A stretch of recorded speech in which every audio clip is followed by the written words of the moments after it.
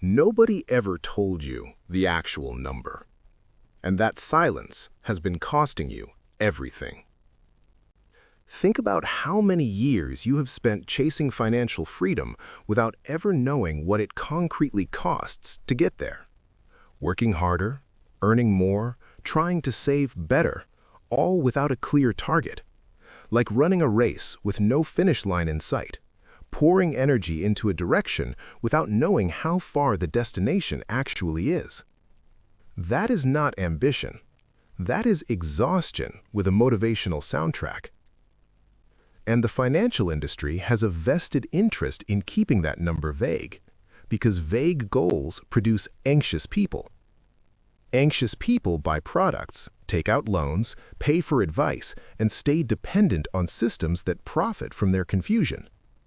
Clarity, real clarity, is quietly dangerous to an industry built on your uncertainty. Here's what most people believe about financial freedom. They imagine a number so astronomically large it feels permanently out of reach. 1 million, 5 million, 10 million, and somewhere in the gap between where they stand today and that imagined mountain, they quietly give up. Not loudly, not dramatically. They just stop believing it applies to them personally and redirect that energy towards simply surviving the month. But financial freedom does not require a number that large. In fact, for most people reading this right now, the real number is significantly smaller than anything you've been told, and it's calculable, specific, and far more reachable than the version living in your head. Let me show you exactly what it is. The number comes from a concept called the 4% rule, and it's the closest thing to a mathematical formula for financial freedom that actually exists. Here's how it works. Financial researchers study decades of market data to determine the maximum amount someone could withdraw from an investment portfolio annually without ever running out of money. Their conclusion was consistent and remarkable. 4% per year, adjusted for inflation, leaves your principal intact indefinitely. Which means you can build a portfolio large enough that 4% of it covers your annual living expenses. You never need to work for money again. The formula is brutally simple. Take your annual expenses, multiply by 25. That's your freedom number. If you spend $30,000 per year, your number is $750,000. If you spend $40,000, it's $1 million. If you live lean and spend $25,000, financial freedom costs you $625,000. Not $10 million, not a private island fortune, a specific, calculable, genuinely achievable target. That number changes everything psychologically. Suddenly, freedom isn't a fantasy, it's a project, with a price tag and a timeline. Here's what makes this even more powerful. Most people dramatically overestimate what they actually need to spend to live well. Studies consistently show that above a certain income threshold, additional spending produces almost zero increase in daily happiness. The lifestyle you imagine needing to feel free is almost always more expensive in your head than it would be in reality.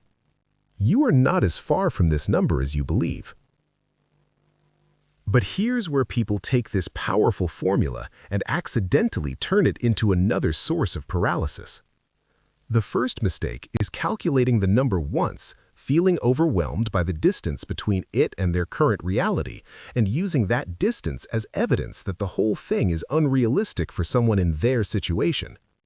The number is not there to discourage you. It's there to orient you.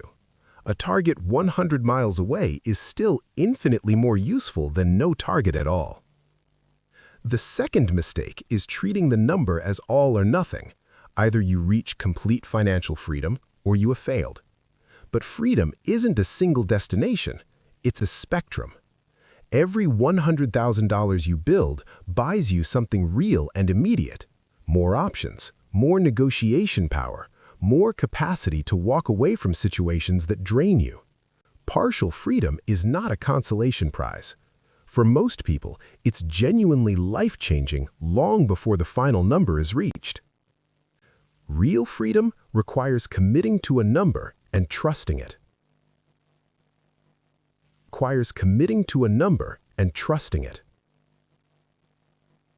If this framework is cutting through the noise in a way most finance content never has, subscribe, because what comes next is the exact strategy for reaching your number faster than the math initially suggests is possible to reach. Reaching your freedom number faster isn't about sacrifice, it's about two levers pulled simultaneously. The first lever is the gap. The distance between what you earn and what you spend is the only number that actually builds wealth. Not your salary, not your investment returns in the early stages, the gap. Widening it by even $200 a month through earning slightly more, spending slightly less, or both, compresses your timeline in ways that feel almost mathematically impossible until you see it on paper. Someone saving $500 a month reaches $750,000 in roughly 35 years. Someone saving $1,000 a month gets there in 25. Someone saving $2,000 a month arrives in under 20. The gap is not linear, it's exponential. And every dollar added to it today is worth dramatically more than a dollar added 5 years from now.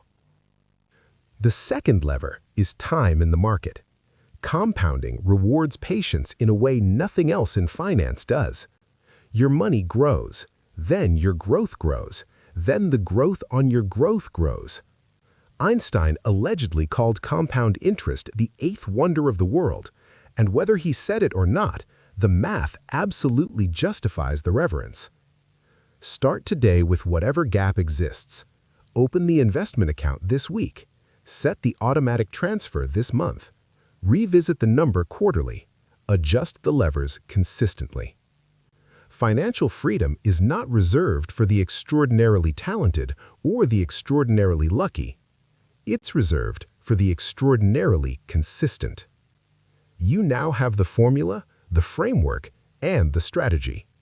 The only missing ingredient has always been the decision to begin.